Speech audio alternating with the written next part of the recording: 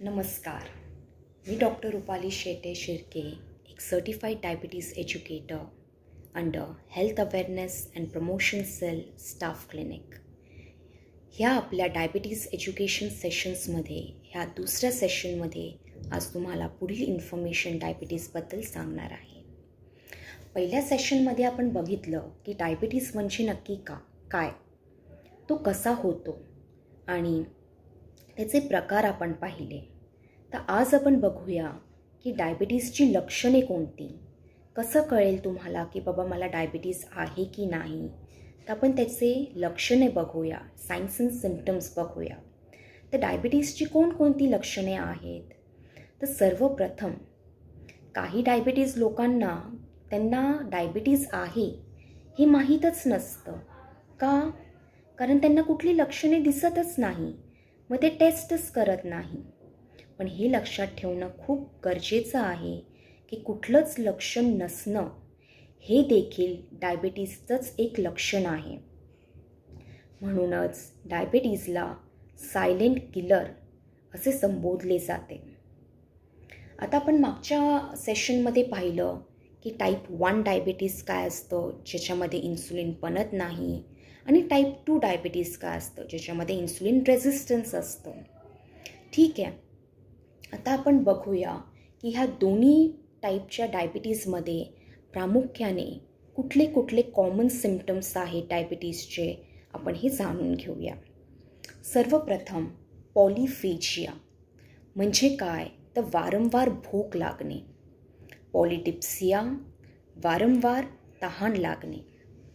पॉलियुरिया वारंवार लघवीस जावे लागणे. खूप थकवा वाटणे, टायर्ड वाटणे. हा थकवा टायर्डनेस का वाटणे, तर ग्लुकोज पेशींपर्यंत जात नाही आहे, पेशींमध्ये ऊर्जा निर्माण होत नाही आहे. मग ऊर्जा निर्माण नाही झाली तर आपल्याला काय वाटणार, टायर्ड वाटणार, थकवा वाटणार, थकल्यासारखं वाटणार. ठीक आहे. नेक्स्ट म्हणजे कुठलं, तर वजन कमी होणे. वजन का कमी होणे, तर आता ग्लुकोज पेशींपर्यंत जात नाही आहे, पण पेशींना तर ऊर्जा हवी आहे, दिवसभराचं काम करायचं आहे, तर ही ऊर्जा येणार कुठून. मग शरीर काय करते, तर बॉडीतील फॅट्स, बॉडीतील चरबी किंवा मसल मास ह्याला बर्न करायला सुरुवात करते, ज्याच्यामुळे होतो वेट लॉस. काही लोकांमध्ये तर अगदी अंतिम समस्या आढळून येतात, की जसे की फुफ्फुसांचं इन्फेक्शन, जसं की न्यूमोनिया, ट्युबरक्लोसिस किंवा हार्ट अटॅक, स्ट्रोक म्हणजेच पक्षघात. असे अगदी अंतिम समस्या आल्यानंतर त्यांना डॉक्टरांकडे जेव्हा ते जातात, सर्व तपासण्या जेव्हा केल्या जातात, तेव्हा त्यांना कळतं की बाबा मला डायबिटीज आहे. कारण त्यांनी ह्या आधी कधी टेस्टच केली नाही. So it is very important की वयाच्या 30 नंतर आपण सर्वांनी वर्षातून एकदा तरी शुगरची तपासणी चेक करून घ्यावी. Fasting blood sugar, BP blood sugar आणि HbA1c. ह्याचबरोबर टाईप 1 डायबिटीज आणि टाईप 2 डायबिटीजमधले 2 इम्पॉर्टंट फरक मी सांगते. टाईप 1 डायबिटीज हा शक्यतो लहान मुलांमध्ये आढळून येतो आणि टाईप 2 डायबिटीज हा प्रौढ लोकांमध्ये आढळून येतो किंवा वयाच्या 40 नंतर आढळून येतो.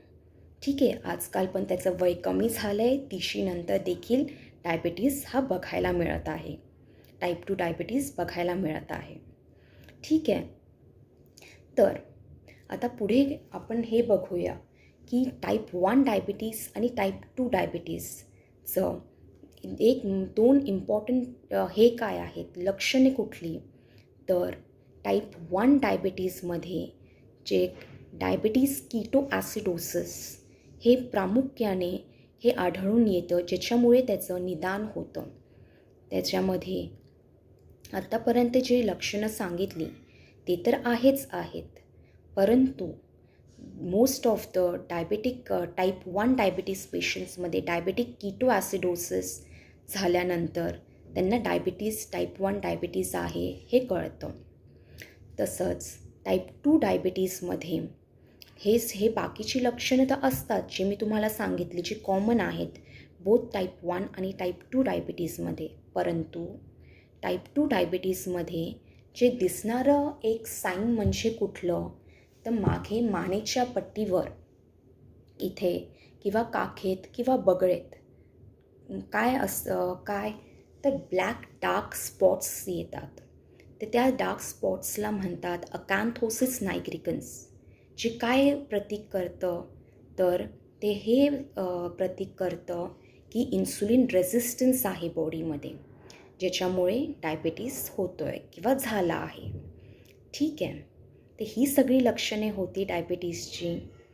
पुढच्या भागात आपण अजून जाणून घेऊया डायबिटीसबद्दल. टिल देन तुम्हाला काही डायबिटीसबद्दल काउन्सिलिंग नीडेड असेल, एज्युकेशन नीडेड असेल, तर तुम्ही स्टाफ क्लिनिकला येऊन मला भेटू शकता. Till then, thank you so very much. Thank you.